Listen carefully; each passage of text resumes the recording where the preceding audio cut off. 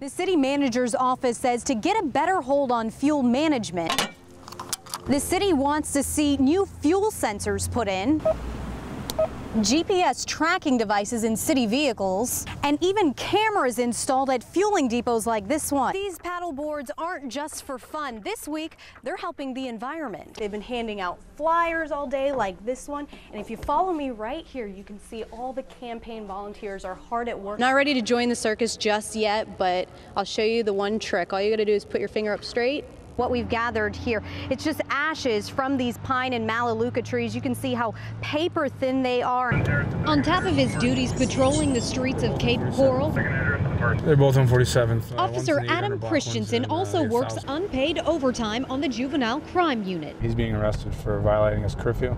I've actually arrested him like 5 or 6 times. A group of 12 officers conducts checks on juveniles to make sure they're following the terms of their probation. But the group not only act as the men in black. The officer isn't just there to enforce the law, they're there to try to become a role model. We're trying to help them have a little bit of foresight. We're trying to help them understand that their consequences now as a juvenile can affect their future. Unfortunately for some of the under 18 offenders, these checks lead to arrests. This one here, this is going to be the first one. As NBC2 rides along with officers Thursday night, 2 kids are arrested, one for breaking curfew, the other failing a drug test. Some parents have just thrown their hands up in the air and say, I don't know what to do with this child, help me. But since its inception in December, J-Crime officers say they're starting to see the fruits of their labor. Cape Coral officers say 80% of youth crimes are vehicle burglaries, a number now on the decline. And if we can stop a child, even one, from going into a life of criminal activity, I think the entire program's worthwhile. So far, they've seen more than one kid back on the right track.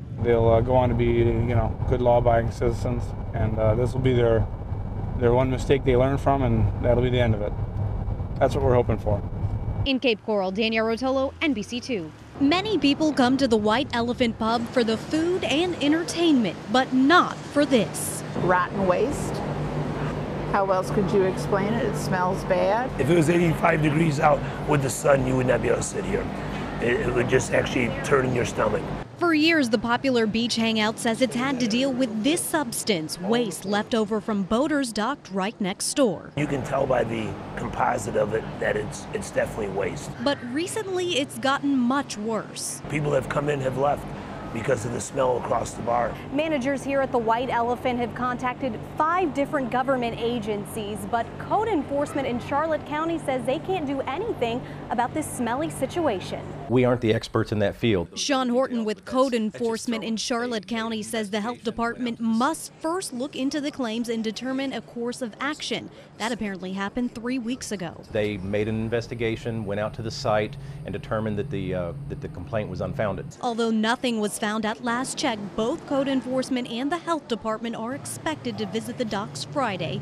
In the meantime, those at the White Elephant will continue to fight the stench. If we have to take it to a higher action, we shall, because it's ruining our business. In Inglewood, Danielle Rotolo, NBC2.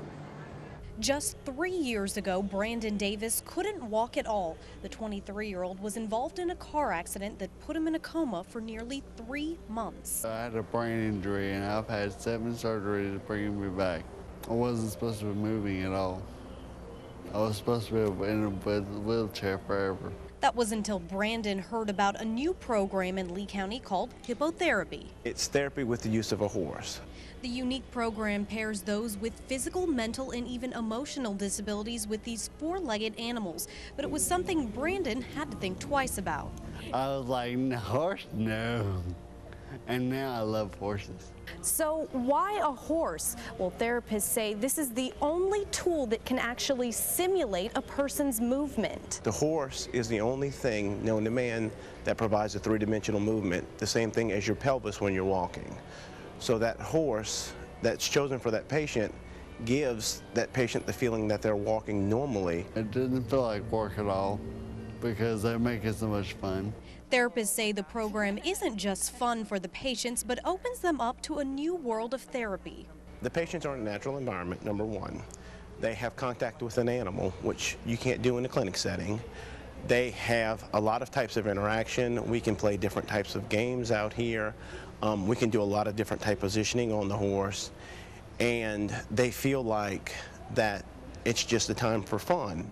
Brandon has been having fun on these horses for just about a year now, and when he graduates from the hippotherapy program, he says it won't be the end of his journey here.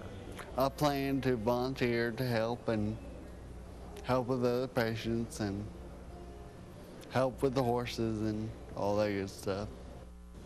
In Lee County, Danielle Rotolo, WTVA News.